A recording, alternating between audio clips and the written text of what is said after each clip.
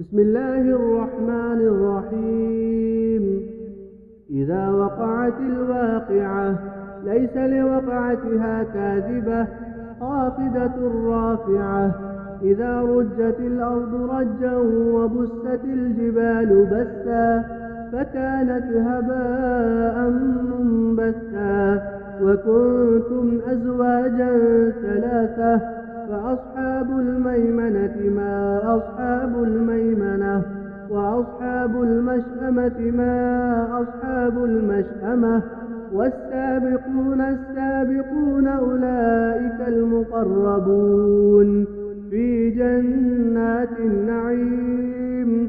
ثلة من الأولين وقليل من الآخرين على سرر موضونة متكئين عليها متقابلين. يطوف عليهم ولدان مخلدون بأكواب وأباريق وكأس من معين لا يصدعون عنها ولا ينزفون. وفاكهة مما يتخيرون ولحم طير مما يشتهون. وحور عين كأمثال اللؤلؤ المكنون جزاء بما كانوا يعملون. لا يسمعون فيها لغوا ولا تأثيما إلا قيلا سلاما سلاما. وأصحاب اليمين ما أصحاب اليمين في سدر مخضود وطلح منضود وظل ممدود وماء مسكوب وفاكهة كثيرة لا مقطوعة ولا ممنوعة وفرش مرفوعة. إنا أنشأناهن إنشاء فجعلناهن أبكارا عربا أترابا لأصحاب اليمين. ثلة من الأولين وثلة من الآخرين. وأصحاب الشمال ما أصحاب الشمال في سموم وحميم وظل من يحموم لا بارد ولا كريم.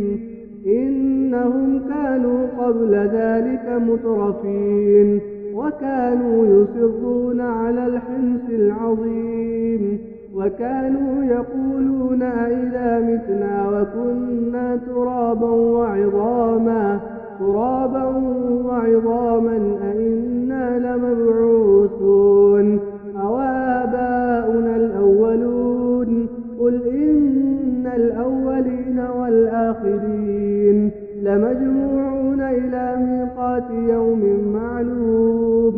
ثم إنكم أيها الضالون المكذبون لآكلون من شجر من زقوم فمالئون منها البطون فشاربون عليه من الحميم فشاربون شرب الهيم.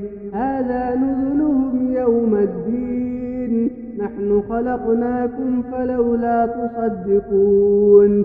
أفرأيتم ما تمنون أأنتم تخلقونه أم نحن الخالقون. نحن قدرنا بينكم الموت وما نحن بمسبوقين على أن نبدل أمثالكم وننشئكم فيما لا تعلمون. ولقد علمتم النشأة الأولى فلولا تذكرون. أفرأيتم ما تحرثون أأنتم تزرعونه أم نحن الزارعون.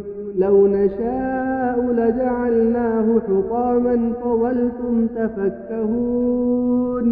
إنا لمغرمون بل نحن محرومون. أفرأيتم الماء الذي تشربون أأنتم أنزلتموه من المزن أم نحن المنزلون. لو نشاء جعلناه أجاجا فلولا تشكرون.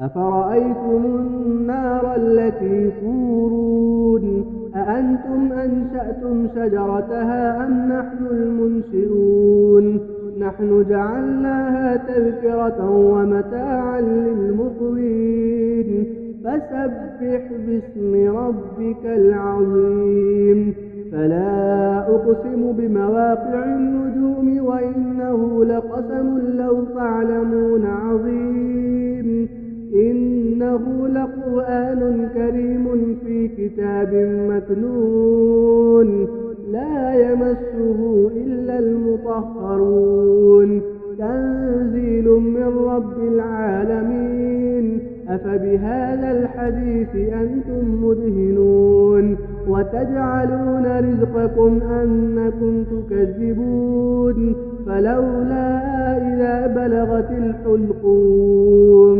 وأنتم حينئذ تنظرون ونحن أقرب إليه منكم ولكن لا تبصرون فلولا إن كنتم غير مدينين ترجعونها إن كنتم صادقين فأما إن كان من المقربين فروح وريحان وجنة نعيم وأما إن كان من أصحاب اليمين فسلام لك من أصحاب اليمين وأما إن كان من المكذبين الضالين فنزل من حميم وتصلية جحيم إن هذا لهو حق اليقين